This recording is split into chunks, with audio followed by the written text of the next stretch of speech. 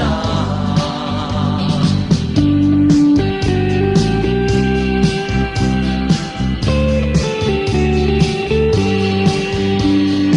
ring mi te ro pui na atan lal pan ruat ke chu mu se soi cha ama vang atwa ten an khum lal pan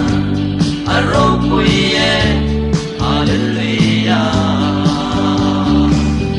possibility lori e long ru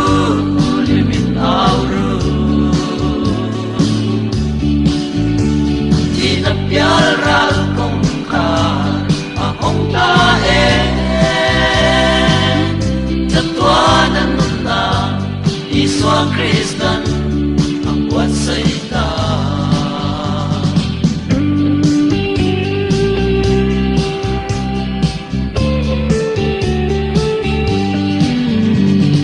ropuy na soy moy na madim sung na beltuten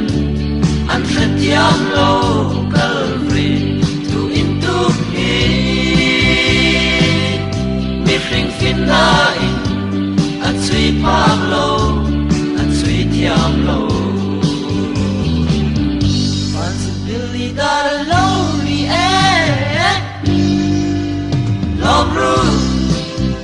lom ru limit auru Tiap ral kong ka ahong ta e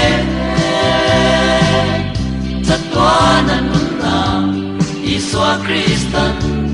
ang buat sa ita